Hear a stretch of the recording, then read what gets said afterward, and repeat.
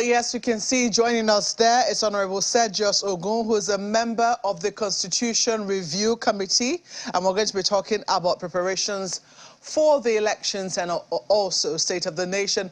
Good morning, Honorable, and welcome to the program this morning. Thank you, Mark. Good morning. Thank you for having me. Well, very interesting times that we're in right now. We understand that the House is convening a plenary today. Can you confirm that to us? Well, I'm not aware. We haven't received any notification to that effect. I remember sometime last week when the Speaker of the House said something, mentioned something like that on a campaign trail. And one of the leaders of the House said there was no need for it. So the impression that gave was that the leadership of the House didn't have there was no consensus on reconvening. So in any case, what I said then in our platform was, is within the Speaker's rights on his campaign trail to say we are going to reconvene. I mean, it was just campaigning. But we have not received any notification to that effect, and I do not think it is necessary because of this currency swap. It's not necessary. Okay, well, at least you've gone on to answer the next question I was going to pose to you. Has this had any effect? I imagine that you're also on the campaign trail right now. Has this had any effect on the campaigns that your party has been pushing? Okay, well, the volume is not so fantastic here. If the question is the effect of the swap, yeah, I think we need to bite the bullets.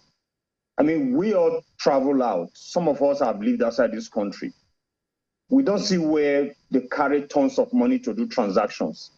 So all the issues now is all because of the election. Must we die in this country because there's going to be an election? On the 25th, the presidential and national assembly election will be done with. On the 14th of March, the governorship and House of Assembly will be done with, and they will move on. So when people just keep talking about, I just came from the constituency and on my way to Abuja right now for continuation, because matter of fact, I'm a member of the currency swap committee, the other committee that met the president yesterday. I couldn't make that meeting because I was commissioning projects in my constituency. You know, we had a lot of money transaction, but we did transfers. 3 weeks before, I did empowerment, constituency project that I do. Okay, what I mean, scholarship that I do. Usually we spend close to 20 million, but everything again was transfer. We are paying money to students to enroll WAEC NECO. We're giving scholarship to students in higher institutions. It all used to be done in cash, but we did checks. It's not so convenient, but we will get by. That's my take. We will get by. Well, Honorable Sergius, thank you so much for staying with us. We appreciate your patience. I just want to quickly ask you about the implementation so far. Certainly, this was not how it was thought that the implementation was going to go down, not with the protests and with the riots that we've seen in a number of cities. So for you, what effect do you think the president's speech had yesterday? Are you with those who are more on the legal side of things, or do you think that it could actually have an effect on making sure that cash that has been scarce for quite a while is now available to those who truly need it? Yeah, thank you, Mark. I support the latter part of it. The cash in private hands will be available for people to use. And I will also appeal to Nigerians to just, like I said, bite the bullet. We're going to be out of this. I think the process is being sabotaged by Nigerians, from the commercial banks to the POS operators. And there are individuals that do not need cash. We don't all have to queue up. Over time, the money will be available to everyone. But like I've always said, we should try and understand there are two policies running side by side right now. The cash swap and the limit to cash withdrawal, going cashless. So if you took 10 million to the bank, you might not be able to withdraw 10 million, even if 10 million is available in the bank, in the new notes, because we are going into cashless. What do you make of your colleague's submission then that constitutionally he's allowed about 70 million naira cash? How much is allowed for campaigns or for elections in the Electoral Act? See, that's the hypocrisy in all this. You see the governors that are crying and all. But how much does the Electoral Act 2022 approve even for presidential election. I'm sure you saw the memo that was trending from Katsina State House of Government House. $500 million was just to move people out from the local government. So what about the cost of bringing in the public address system, the stage? Most of those things are coming from Abuja. So 1 billion naira just for presidential campaign. 1 billion naira. But how much does the law say you can use for presidential campaign or election? So that's the hypocrisy. We don't need that much money. Like I said, I just came from the constituency. The people realize what is going on.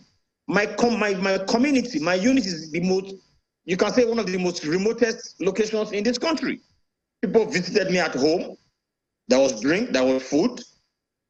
You know, you don't need to carry cash all over. I know politicians are behind this. And like I said, Honorable, so you keep using yourself, you know, as an example. You say, for instance, you had to do your outreaches. You gave people checks.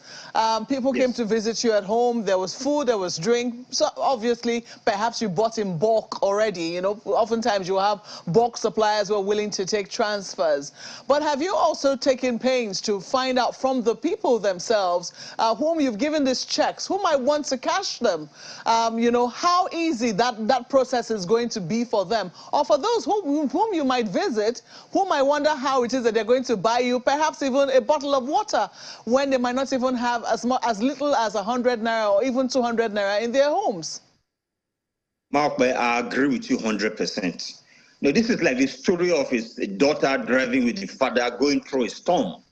And the storm was so heavy, the father kept saying, just drive on, just drive on. Cars were parking. The daughter could barely see anything. The father just kept telling her, just drive on. And a little while later, they came out of the storm. And the sun was shining and everything was okay. The lesson the father was trying to teach the daughter is there will be hard times, but just persevere, you come out of it. I'm not by any means saying that it's not biting. As I speak to you now, I have only 1,200 naira with me cash. But I will survive because I'm in the city.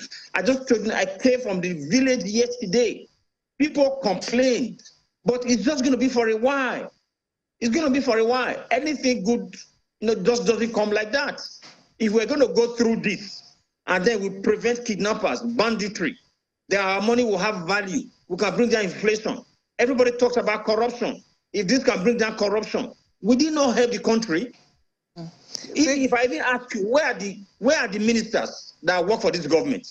Everybody is against the president suddenly, and yet we want to check corruption. If I'm transferring money, should somebody not know where the money is going to? Big questions, Honorable. Thank you. I'm afraid, so sorry, we've lost quite a bit of time. We have to wrap up our conversation. I know we'll be able to catch up with you, perhaps just before the polls start up. Maybe, who knows, maybe after the polls. Thank you so much for joining us this morning, Honorable Sergio Sogun. Thank you for having me.